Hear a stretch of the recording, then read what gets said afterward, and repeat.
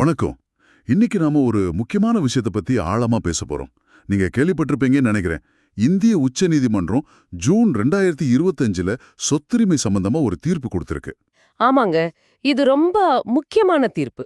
அதோட முக்கிய அம்சம் என்னன்னா, ஒரு விற்பனை பத்திரத்தை பதிவு செஞ்சா மட்டுமே அது அந்த சொத்தோட சட்டப்பூர்வ உரிமைக்கு ஆதாரமா இருக்காதுன்னு சொல்லிட்டாங்க.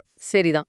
இது சொத்து வச்சிருக்கிறவங்களுக்கும் இனிமே வாங்க போறவங்களுக்கும் என்ன மாதிரி தாக்கத்தை ஏற்படுத்தணும் பார்க்கலாம். சரிங்களா? உள்ள போமா? நிச்சயமா. இந்த தீர்ப்பு சொத்து பரிவர்த்தனைகள்ல ஒரு குறிப்பிடத்தக்க மாற்றத்தை கொண்டு வருதுன்னே சொல்லலாம். ஓஹோ. இது வெறும் பேப்பர் ஒர்க் இல்ல. அதாவது உண்மையான உடைமை, யார் அந்த சொத்தை அனுபவிக்கிறாங்க, அப்புறம் அந்த கவர்மெண்ட் ரெக்கார்ட்ஸ், இது எல்லாத்துக்கும் முக்கியத்துவம் கொடுக்கணும்னு சொல்லுது. அப்போ கோர்ட் ரொம்ப தெளிவா என்ன சொல்லிருக்கு? அவங்க சொல்றது இதுதான். ஒரு ரெஜிஸ்டர் பண்ண சேல் டீட் மட்டுமே உரிமைய நிரூபிக்காது. இதுதான் சாராம்சம். சரி. சட்டப்படியான உரிமைங்கிறது வெறும் பத்திரம் மட்டும் இல்ல. அந்த சொத்து யார்கிட்ட இருக்கு, அதாவது உடைமை, அப்புறம் வருவாய் பதிவுகள்ல பேர் மாத்திருக்காங்களா, வேற யாரும் அதுல உரிமை கொண்டாடாம இருக்காங்களா, இது எல்லாம் சேர்ந்து தான் ஒரு உரிமையை உறுதி செய்துன்னு சொல்றாங்க. ஓஹோ, அப்போ பல விஷயங்கள் சேர்ந்து வருது. ஆமா. இதுல ஒரு 4 தூண்கள் மாதிரி சொல்றாங்க பாருங்க. 1, அந்த பதிவு செஞ்ச விற்பனை பத்திரம்.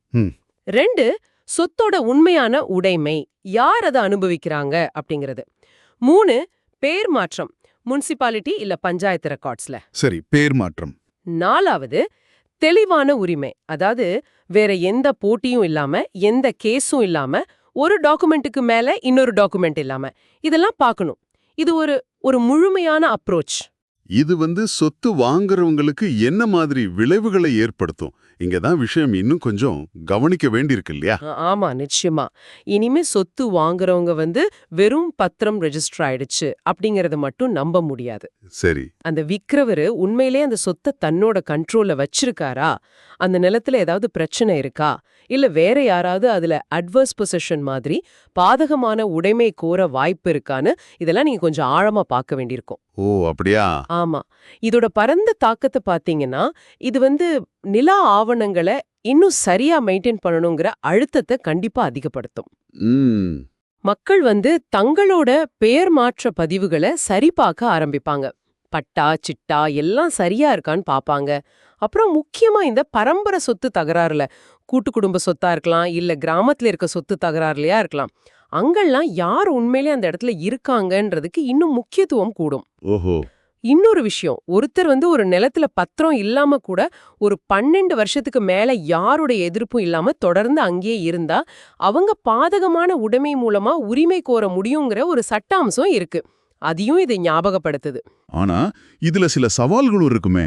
முக்கியமா கிராம பகுதிகள்ல, இல்ல இப்போதான் வளர்ந்து வர்ற நகர்ப்புறங்கள்ல நிலப்பதிவுகள்லாம் இன்னும் முழுசா கம்ப்யூட்டர்ல ஏத்தல.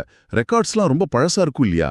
ஆமா, நீங்க சொல்றது சரிதான். பெயர் மாற்றங்கள் கூட ரொம்ப காலமா அப்டேட் பண்ணாம இருக்கலாம். இதனால முன்னாடி வாய்மொழியா பேசி முடிச்ச விஷயங்கள், இல்ல பழைய குடும்ப பிரிவினைகள்லாம் கூட மறுபடியும் கேள்விக்குள்ளாகலாம் இல்லையா? கோர்ட்ல கேஸ் அதிகமாகுமா? அதுக்கு வாய்ப்பு இருக்கு. அந்த சவால்களோட பொதுமக்களுக்கு சொத்துரிமையை எப்படி சரியா சரி பார்க்கறதுங்கிற விழிப்புணர்வு இன்னும் கொஞ்சம் கம்மியா இருக்கு. இது தடவையா சொத்து வாங்குறவங்களுக்கு கொஞ்சம் ரிஸ்க் மாதிரி தெரியலாம். உண்மைதான். அது மட்டும் இல்ல, பில்டர்ஸ், டெவலப்பர்ஸ்லாம் கூட ஒரு நிலத்தோட உரிமைய முழுசா சரி பார்க்கறதுக்கு இன்னும் கொஞ்சம் அதிக டைம் எடுக்கலாம். இதனால புது ப்ராஜெக்ட்ஸ் கொஞ்சம் டிலே ஆகவும் வாய்ப்பு இருக்கு. அப்போ நீங்க ஒரு சொத்து வாங்க போறீங்கன்னா இப்ப எதெல்லாம் ரொம்ப முக்கியமா கவனிக்கணும்? சில முக்கியமான விஷயங்கள் இருக்கு. முதல்ல அந்த பெயர் மாற்றம், மியூட்டேஷன், அது சரியா இருக்கான்னு பார்க்கணும். லேட்டஸ்ட் நிலவரி ரசீதுகளை கேட்டு வாங்கணும். சரி. அப்புறம் பில்லங்க சான்றிதழ், அதாவது ஈசி, அத ரொம்ப கவனமா பார்க்கணும். ஏதாவது லோன் இருக்கா, வேற யாருக்கும் உரிமை இருக்கான்னு. முக்கியமா அந்த சொத்து உண்மையிலேயே யார் கட்டுப்பாட்டுல இருக்குன்னு நேர்ல போய் பார்த்து உறுதி செஞ்சுக்கணும். ஆமா, அது ரொம்ப முக்கியம். அப்புறம் ஒரு நல்ல அனுபவமுள்ள லாயரை வச்சு ஒரு முழுமையான லீகல் ஒப்பீனியன் வாங்குறது, டைட்டில் வெரிஃபிகேஷன் பண்றது ரொம்ப அவசியம். அந்த விக்கிறவருக்கு அந்த சொத்து மேல தெளிவான எந்த பிரச்சனையும் இல்லாத ஒரு தொடர்ச்சியான உரிமை இருக்குதான்னு கன்ஃபார்ம் பண்ணிக்கணும். ஆக மொத்தத்துல இந்த உச்சநீதிமன்ற தீர்ப்பு என்ன சொல்ல வருதுன்னா, சொத்துரிமைங்கிறது வெறும் கையெழுத்து போட்ட ஒரு பேப்பர் மட்டும் இல்ல.